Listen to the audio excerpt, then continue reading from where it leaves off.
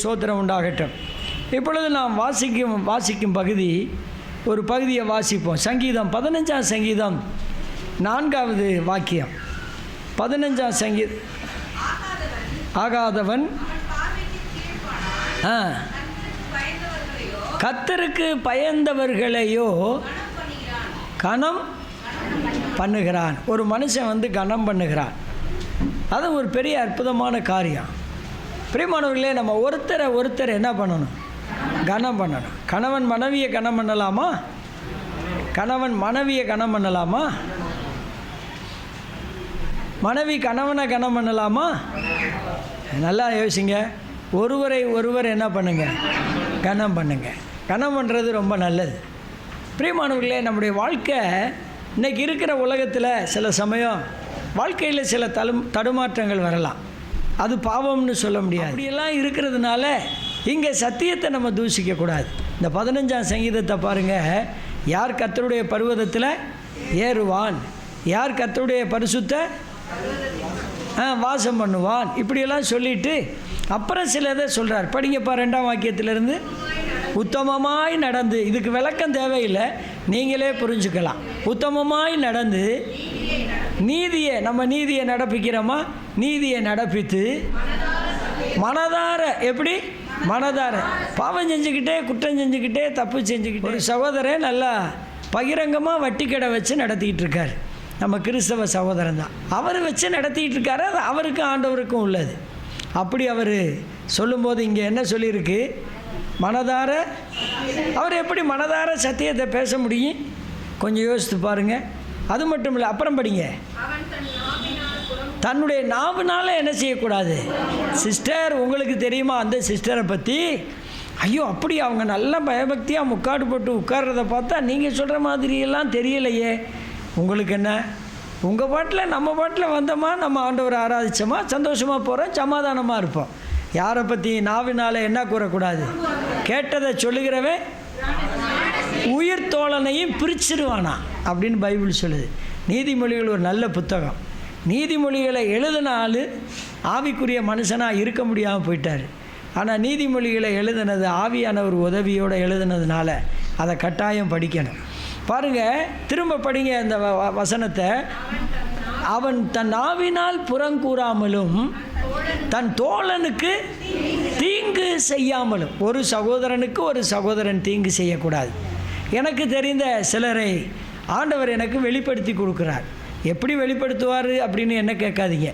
யார் மூலமோ எப்படியோ இல்லை அவரோ கூட சொல்லி வெளிப்படுத்துவார்.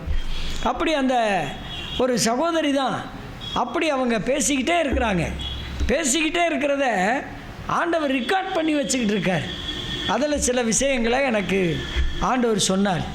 ஓ, நீங்கள் அவ்வளோ பெரிய ஆளா பிரதர், நீங்கள் மட்டும் அப்படின்னு நினைக்காதீங்க. உங்களை போல் நானும் ஒரு பாவியான மனுஷன்தான். நம்மளுக்கு ஆண்டவர் அதை வெளிப்படுத்துகிறார். சில சமயம் நீங்களுமே கடவுள்கிட்ட கேட்கலாம், ஆண்டவரே எனக்கு அந்த விஷயத்தை என்ன பண்ணுங்க, வெளிப்படுத்துங்க. வெளிப்படுத்துவாரா? வெளிப்படுத்த மாட்டாரா? வெளிப்படுத்துவார். யாராக இருந்தாலும், குறைவுள்ள மனுஷனாக இருந்தால் கூட வெளிப்படுத்துவார். என்னுடைய குறைவினால் ஆண்டவருடைய ஆசீர்வாதத்தை நம்ம என்ன பண்ணிடக்கூடாது? மட்டுப்படுத்திடக்கூடாது, இல்லைன்னா இழந்துடக்கூடாது. கர்த்தருடைய பரிசுத்த நாமத்துக்கு ஸ்தோத்திரம். அதனால தான் அப்புறம் படிங்க அடுத்த வசனம். தன் அயலான் மேல் சொல்லப்படும் நிந்தையான பேச்சை எடுக்காமலும் இருக்கிறான். ஆகாதவன் அவன் பார்வைக்கு தீர்ப்பானவன். அதாவது அந்த மனுஷன் அவ்வளவு நல்ல மனுஷன், மற்றவர்களுக்கு ஒரு தீர்ப்பானவன் போல இருக்கிறான். கர்த்தருக்கு பயந்தவர்களையோ நம்ம எல்லாருமே என்ன செய்யணும் தெரியுமா? கர்த்தருக்கு பயந்த பிள்ளைகள் வரும்போது நம்ம என்ன செய்யணும்? கனம் பண்ணணும். கர்த்தருடைய பரிசுத்த நாமத்துக்கு ஸ்தோத்திரம். பாருங்கள், சின்ன விஷயம்னாலும் கூட நம்ம கனம் பண்ணணும். கர்த்தர் அற்புதமாக செய்வார். அதனாலும் ஒரு வழியில் ஒருத்தரை கனம் பண்ணணும் நம்ம அப்படின்னு தெரிஞ்சுக்கணும். ஒரு கிளாஸ் டீ கொடுத்தா தான் கனம் பண்ணுறது இல்லை. அதே நேரத்தில் ஏதாவது ஒரு பழம் காய் அறுத்து கொடுத்து அவங்கள என்ன பண்ணலாம்? கனம் பண்ணலாம். விசுவாசிகளை என்ன செய்யணும்? கனம் பண்ணலாம். இல்லை ஒன்றுமே இல்லை, நல்ல தண்ணி ஒரு கிளாஸ் கொடுத்து கூட என்ன செய்யலாம்? கனம் பண்ணலாம். கனம் பண்ணணும். அதுதான் நமக்கு தெரிஞ்சிருக்கிற காரியம். 1 சாமுவேலின் புத்தகத்தில் அங்கே நம்ம வாசிக்கும் பொழுது பாருங்கள், 1 சாமுவேலின் புத்தகம் 2வது அதிகாரம் 30வது வாக்கியம். 2:30. ஆகையால்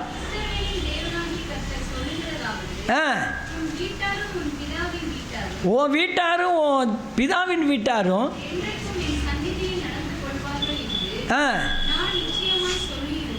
நான் ஒரு நிச்சயமாக ஒரு வார்த்தை சொல்லியிருந்தேன். எப்பா தாவீது, நீயும் உன் வீட்டாரும் எல்லாரும் நிச்சயமாக என் சன்னதியில் எப்போவும் இருப்பீங்கப்பான்னு சொல்லியிருந்தேன். இனி அது எனக்கு தூரமாக இருப்பதாக. யார் சொல்கிறது? கர்த்தர் சொல்கிறாரு. இனி எனக்கு அது தூரமாக இருப்பதாக. ஏன்?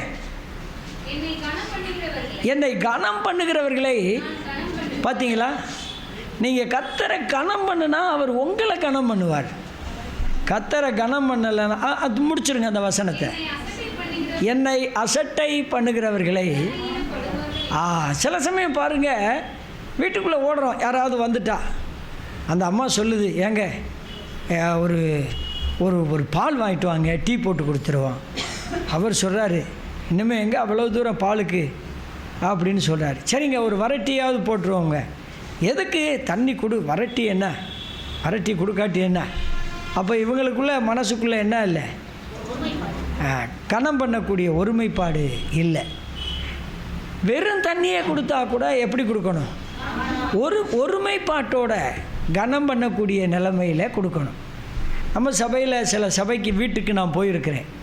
சில வீடுகளில் நான் பார்த்துருக்குறேன். அவங்க சொல்லுவாங்க, இது பிரதருக்காக மட்டும்தான் இந்த செம்பு வாங்கி வச்சுருக்கிறேன், இந்த பிரதருக்காக மட்டும்தான் இந்த கிளாஸ் வாங்கி வச்சுருக்கிறேன். எங்கள் ஊரில் பார்த்தீங்கன்னா பிரதர் வரும்போது இன்றைக்கி சேர் இருக்குது, 40 வருஷத்துக்கு முன்னாடி எங்கள் ஊரில் அந்த ஊழியக்காரருக்காக மட்டும் ஒரு பாய் வாங்கி வச்சுருப்பாங்க. அந்த பாய் அவர் வரும்போது மட்டும் அவருக்கு மட்டும் போடுவாங்க. ஏன் அப்படி? எல்லாருக்கும் ஒரே பாய் கொடுக்க மாட்டாங்க. அப்படி ஆயிடக்கூடாது. நம்ம கனம் பண்ணுறது, நம்ம உயிருள்ள வரைக்கும் கர்த்தரை நம்ம என்ன செய்யணும்? கனம் பண்ணணும்.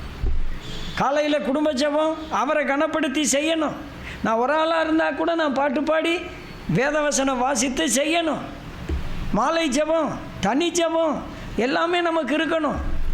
ஞாயிற்றுக்கிழமை பைபிளை கொண்டு போய் வச்சுட்டு அடுத்த ஞாயிற்றுக்கிழமை தூசியை தொடச்சி எடுத்துகிட்டு வர்ற மாதிரி இருக்கக்கூடாது. தினந்தோறும் என்ன செய்யணும்?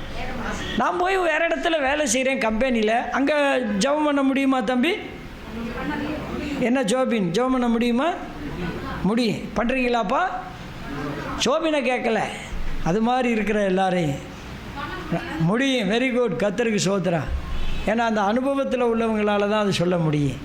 கர்த்தரை நம்ம என்ன செய்யணும்? கனம் பண்ணணும். பாருங்கள், கர்த்தர் சொல்கிறாரு, என்னை கனம் பண்ணுகிறவர்கள் நானும் கனம் பண்ணுவேன். என்னை அசட்டை, ஆவிக்குரிய காரியத்தில் அசட்டை வச்சுக்காத, ஜெபத்துக்கு அசட்டையாக போகாத, ஆராதனைக்கு அசட்டையாக போகாத. போக சொல்லி ரொம்ப தொந்தரவு பண்ணுறாங்க அம்மா அப்பா, அதனால் போகிறேன் அப்படின்னு போகக்கூடாது. நம்ம எப்படி போனாலும் கர்த்தரை என்ன செய்யணும்? கனம் பண்ணணும். கர்த்தருடைய பரிசுத்த நாமத்துக்கு ஸ்தோத்திரம். நேற்று நாங்கள் ஒரு இடத்துக்கு ஊழியத்துக்கு போயிருந்தோம். 2 பாத்ரூம் இருக்குது. அதில் 2 பாத்ரூம் இருக்குது. அப்போ அவர் ஊழியக்காரர் ஒரு ரூமை பூட்டி வச்சுட்டார், ஒரு ரூமை திறந்து வச்சுட்டார். பெண்களும் அந்த ரூமில் தான் போகணும், ஆண்களும் அந்த ரூமில் தான் போகணும். பிரதர், ஏன் பிரதர் இப்படி பூட்டி வச்சுருக்கிறீங்க? இல்லை, எங்கள் ஊரில் தண்ணி கஷ்டம். உண்மைதான், தண்ணி கஷ்டம்தான். ஆனால் ஒரே பாத்ரூமில் போனால் தண்ணி செலவாகாதா? 2 பேரும் 2 பாத்ரூமில் போனாலும் ஆகிற செலவு என்ன செய்யும்? ஆகும். அப்போ பகுத்தறிவோட தெரிஞ்சு அதை செய்யணும். நம்மக்கிட்ட தான் பகுத்தறிவு வேணும். அதனால தான் வேதம் அதை சொல்லுது. கர்த்தரை கனம் பண்ணணும். கர்த்தரை என்ன செய்யக்கூடாது? அசட்டை பண்ணக்கூடாது. குடும்பத்தில் வாழ்க்கையில் அசட்டையாக நம்ம இருந்துடக்கூடாது. அதனால தான் அவர் சொல்கிறாரு, என்னை அசட்டை பண்ணுகிறவர்கள் என்ன ஆவாங்க? கன ஈனப்படுவார்கள். பிரியமானவர்களே, அதை நம்ம அறிந்து கொள்ளணும். யோவான் 12ஆம் அதிகாரத்தில் 26வது வசனம் படிங்க. 26வது வசனம். ஒருவன் எனக்கு ஊழியம் செய்தால் என்னை பின்பற்ற கடவன். நான் எங்கே இருக்கிறேனோ இருப்பான். ஒருவன் எனக்கு ஊழியம் செய்தால் அவனை பிதாவானவர் என்ன பண்ணுவார்? கனம் பண்ணுவார். இப்போ பாருங்கள், கர்த்தருக்கு பயந்தவர்களை கனம் பண்ணணும், ரெண்டாவது கர்த்தரை கனம் பண்ணணும். மூணாவது யாரை கனம் பண்ணணும்? கர்த்தருக்கு ஊழியம் செய்கிறவர்களை என்ன செய்யணும்? கனம் பண்ணணும். பிரியமானவர்களே, கர்த்தருடைய ஊழியத்தை அசதியாய் செய்கிறவன், நல்லா வசனம் தெரிஞ்சிருக்கிறீங்க. கர்த்தருடைய ஊழியத்தை அசதியாக செய்கிறவன், அசட்டத்தனமாக ஆராதனைக்கு நம்ம வந்தோமானா அது நமக்கு ஆசீர்வாதமாக இருக்காது. எப்படி இருக்கும்? ஆமாம், அதனால தான் கர்த்தருக்குள்ளே நம்ம ஆசீர்வாதமாக இருக்கணும். கர்த்தருடைய மகா உன்னதமான பரிசுத்த நாமத்துக்கு மகிமை உண்டாவதாக. கர்த்தரை கனம் பண்ணணும், கர்த்தருக்கு பயந்தவர்களை கனம் பண்ணணும், கர்த்தருடைய ஊழியக்காரரை என்ன செய்யணும்? கனம் பண்ணணும். ரோமர் 13ஆம் அதிகாரம் 7ஆம் வாக்கியத்தை வாசிங்க. ரோமர் 13ஆம் அதிகாரம் 7ஆம் வாக்கியம். ஆகையால் யாவருக்கும் செலுத்த வேண்டிய கடமைகளை செலுத்துங்கள். யாருக்கு வரி செலுத்தணுமோ? நீ என்னையா என்கிட்ட வந்து வரி கேட்குற? நாங்கள்லாம் விசுவாசிகள் போ, அப்படி சொல்லக்கூடாது. அதாவது விக்கிரக வழிபாட்டுக்கு கொடுக்குற வரியை வேணால் நீங்கள் செலுத்தாமல் இருக்கலாம். அரசாங்கத்துக்கு செலுத்த வேண்டிய வரியை என்ன செய்யணும்? ஆமாம், நம்ம செலுத்தி தான் ஆகணும். ஆண்டவர் இந்த உலகத்தில் இருந்தபோது என்ன செலுத்தினார்? வரி செலுத்தினார். எப்படி வரி செலுத்தினார்? உங்களுக்கு நிறைய பேருக்கு தெரிஞ்சிருக்கு. அப்போ பாருங்கள், நம்ம செலுத்த வேண்டிய கணத்தை நம்ம செலுத்தணும். ஏன்னா நம்ம கனம் பெற வேண்டியவங்க முக்கியமானவங்க. ஆண்டவருக்கு நம்ம ஊழியம் செய்யும்போது கர்த்தர் நமக்கு என்ன கொடுக்குறாரு? கனம் கொடுக்குறார். ரோமர் 2ஆம் அதிகாரம் 10ஆம் வாக்கியம். ரோமர் 2:10.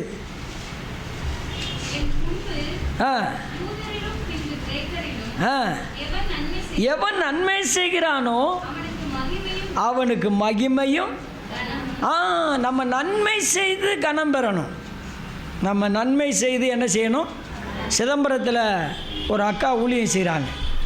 திண்டுக்கல்லில் ஊழியம் செய்த சிவி சாமுவேலுடைய மக அவங்க அங்கே ஊழியம் செய்கிறாங்க. போன வாரம் அவங்க அமெரிக்கா போயிருக்கிறாங்க. அவங்க மகன் அமெரிக்காவில் வேலை செய்கிறாரு. அதனால் அவங்க அங்கே போயிருக்கிறாங்க. அரசாங்கம் என்ன சொல்லியிருக்கு தெரியுமா? அடுத்து 1 மாதம் கழித்து, அவங்க 2 மாதம் கழித்து இந்தியாவுக்கு வரும்போது ஜனாதிபதி அவங்களுக்கு என்ன கொடுக்க போகிறாங்க? விருது, அவார்டு கொடுக்க போகிறாங்க. ஏன் தெரியுமா? அந்த ஊழியக்கார அம்மா அவங்க கணவர் இறந்த பிறகு அவ்வளவு நீதி செயல்கள் செஞ்சுருக்கிறாங்க. யார் வீட்டுக்கும் போய், எங்கேயும் போய் அவங்கள விசாரித்து கேட்டு நன்மை செய்து, விதவைகளை, திக்கற்ற பிள்ளைகளை ஆதரித்து அற்புதம் செய்து அப்படி ஊழியம் செஞ்சுருக்கிறாங்க. அந்த ஊழியம் செய்த ஊழியக்கார அம்மாவுக்கு நம்ம டயசஸில் இருந்து தான் சர்டிஃபிகேட் கொடுக்க போகிறோம். ஜனாதிபதி அவங்களுக்கு என்ன கொடுக்க போகிறாங்க? விருது கொடுக்க போகிறாங்க. அது கனம் இல்லையா? அதான் கர்த்தரை கனம் பண்ணுகிறதுனால வரக்கூடிய பிரதிபலன்கள். அதனால் நம்மளுடைய நல்ல நீதி செயல்கள், பிரியமானவர்களே, நிறைய வச்சுக்கிட்டு தான் கனம் பண்ணணும் அப்படின்னு இல்லை. ஏழ்மையில் கூட நம்ம கர்த்தரை என்ன செய்யலாம்? கனம் பண்ணலாம். கர்த்தருடைய பரிசுத்த நாமத்துக்கு ஸ்தோத்திரம் உண்டாகட்டும். ஆகையினாலே கனத்துக்குரிய நிலைமை நம்ம எல்லாருக்கும் உண்டாக வேண்டும். குடும்பத்தை கனம் பண்ணணும். ஒரு இடத்துல படிக்கிறோம் இல்லையா? கணவன் மனைவி ஒருவருக்கொருவர் என்ன செய்யுங்க? கனம் பண்ணுங்கள். கனம் பண்ணுவதிலே என்ன செய்யுங்கள்? முந்தி கொள்ளுங்கள். கர்த்தரை கனம் பண்ணணும். கர்த்தருக்கு பயந்த பிள்ளைகளை கனம் பண்ணணும். கர்த்தருடைய ஊழியக்காரரை கனம் பண்ணணும். அப்போ நம்ம வாழ்க்கையில் நம்ம கர்த்தருடைய ஊழியங்களை, கர்த்தருடைய ஊழியத்தை நம்ம கனம் பண்ணணும்னா கர்த்தர் நம்மளை என்ன செய்வார்? கனம் பண்ணுவார். அதனால தான் அவர் சொன்னார், என்னை கனம் பண்ணுகிறவர்களை நான் கனம் பண்ணுவேன். ஒருவன் கர்த்தரை அசட்டை பண்ணால் என்ன பண்ணுவார்? ஆமாம், ஏசாயா 43:4 மட்டும் படித்து முடிப்போம். ஏசாயா 43:4 வாசிங்க. நீ என் பார்வைக்கு அருமையானபடியால் கனம் பெற்றாய். ஆமென் சொல்லுவோமா? ஆமாம், நீ என் பார்வைக்கு அருமையானபடியால் கனம் பெற்றாய். ஆண்டவர் உங்களை கனம் பண்ணி உயர்த்துவார். நீங்கள் கர்த்தருடைய பார்வைக்கு எப்படி இருங்க? எப்படி இருங்க? அருமையாக இருங்க. கர்த்தருடைய பார்வைக்கு நம்ம அருமையாக இருக்கும் பொழுது கர்த்தர் நம்மளை என்ன செய்வார்? கனப்பெற வைப்பார். உயர்த்துவார், மேன்மைப்படுத்துவார், ஆசீர்வதிப்பார். ஆமென். கர்த்தருடைய பிள்ளைகளை ஒருவரையும் அவர் வெட்கப்பட்டு போக விடவே மாட்டார். அல்லேலூயா.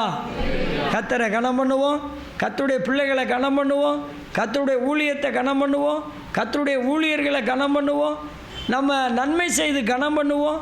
அப்படி கனம் பண்ணும்போது கர்த்தருக்கு பயப்படுகிற சிறியோரையும் பெரியோரையும் கர்த்தர் என்ன செய்வார்? ஆசீர்வதிப்பார். ஆகையினால நிச்சயமாக நீ என் பார்வைக்கு அருமையானபடியால் கர்த்தர் என்ன செய்வார்? கனம் பெறுவாய் என்று சொன்னார். அதுபோல் கர்த்தருக்கு அருமையும் மகிமையுமாக வாழ்ந்து கர்த்தரை மகிமைப்படுத்துவோம். கர்த்தருடைய நாமமே இன்றும் என்று சதா காலங்களிலும் மகிமைப்படுவதாக. ஆமென். ஜெபிக்கலாம். தலைவணங்கி ஜெபிப்போம். நல்ல பிதாவே, இந்த நல்ல வேலைக்காக ஸ்தோத்திரம். நாங்கள் பல விஷயங்களை சுருக்க சில நிமிஷத்துக்குள்ளாக சிந்தித்தோம். கர்த்தர் எங்களுக்கு கொடுத்த இந்த வார்த்தைகளுக்காக ஸ்தோத்திரம். ஆண்டவரே, ஆம் பிதாவே, எங்கள் ஆண்டவரை நாங்கள் எப்போதும் கனம் பண்ணி வாழ வேண்டும். எல்லாரையும் கனம் பண்ண வேண்டும். கர்த்தருடைய பரிசுத்தவான்களை கனம் பண்ண வேண்டும். கர்த்தருடைய ஊழியத்தை கனம் பண்ண வேண்டும். கர்த்தருடைய ஊழியர்களை கனம் பண்ண வேண்டும். ஆண்டவரே, கர்த்தருடைய பார்வைக்கு நாங்கள் அருமையாக இருக்கும் பொழுது நாங்களும் கனம் பெறுவோம் என்று கேட்டோம். இந்த சத்தியத்தின்படி எங்கள் வாழ்க்கையில் ஒரு மேன்மையையும் உயர்வையும் கட்டளையிட்டு தார். இந்த வார்த்தைகளை கவனிக்கிற எல்லாரையும் கர்த்தர் ஆசீர்வதித்து கனப்படுத்த வேண்டும் என்று நாங்கள் ஜெபிக்கிறோம். ஒருவரும் கனவீனப்படக்கூடாது ஆண்டவரே. அசட்டை தனங்களால் கனவீனப்பட்டு போகாதபடி கர்த்தரை கனம் பண்ணி அவர்களும் நாங்களும் கனம் பெற்றுக்கொள்ள உதவி செய்வீராக. ஒருவரை ஒருவர் தாங்கவும், ஒருவரை ஒருவர் கனப்படுத்தவும், ஒருவருக்கொருவர் கீழ்ப்படியவும், ஒருவர் பேரில் ஒருவர் பட்சமாயிருக்கவும், ஒருவரை ஒருவர் உபசரிக்கவும், ஒருவரில் ஒருவர் ஊக்கமான அன்புள்ளவர்களாக இருக்கவும் உதவி செய்யும். கொண்டு வந்த விசுவாச பிள்ளைகளை ஆசீர்வதியும். இந்த நாள் ஆராதனை ஆசீர்வதித்து கொடுத்ததுக்காக ஸ்தோத்திரம். கொண்டு வந்த எல்லாரையும் கர்த்தர் ஆசீர்வதித்து சகல நன்மைகளால் நிரப்பி அனுப்பும். மகிமையும் கனமும் துதியும் தோத்திரமும் நாங்கள் உமக்கே செலுத்துகிறோம். எங்கள் ஜெபங்களை கேட்ட கர்த்தருக்கு ஸ்தோத்திரம். ஆசீர்வதித்த கர்த்தருக்கு ஸ்தோத்திரம். படைத்த காணிக்கையை உமக்கு பிரியமாய் ஏற்றுக்கொண்டு அமுக்கி குலுக்கி சரிந்து விழும்படி திரும்ப கொடுத்து ஆசீர்வதிப்பீராக. சிறு பிள்ளைகளை ஆசீர்வதியும். பெரியோர்களை, தாய்மார்களை, சாட்சி சொன்னவர்களை கர்த்தருக்கு மகிமையாய் ஆசீர்வதித்து பலப்படுத்தி காத்து நடத்தும். கர்த்தரும் மீட்பரும் அன்பரும் இரட்சகருமாகிய இயேசு கிறிஸ்துவின் இனிய நாமத்தில் வேண்டிக் கொள்கிறோம் ஜீவனுள்ள நல்ல பிதாவே. ஆமேன். என் ஆத்துமாவே கர்த்தரை சோதரி, என் முழு உள்ளமே அவருடைய பரிசுத்த நாமத்தை சோதரி. என் ஆத்துமாவே கர்த்தரை சோதரி, கர்த்தர் செய்த சகல உபகாரங்களையும் மறவாதே. ஆமேன். நம்முடைய கர்த்தராகிய இயேசு கிறிஸ்துவினுடைய கிருபையும் பிதாவாகிய தேவனுடைய அன்பும் பரிசுத்த ஆவியானவருடைய அந்யோன்ய ஐக்கியமும் ஆசீர்வாதமும் பாதுகாவலும் சமாதானமும் நம் அனைவரோடும் உலகமெங்கிலும் உள்ள பரிசுத்தவான்களோடு கூட இருப்பதாக. ஆமேன். ஆமேன். கர்த்தருக்கு ஸ்தோத்திரம். கர்த்தர் உங்களை ஆசீர்வதிப்பார். கர்த்தருக்கு ஸ்தோத்திரம்.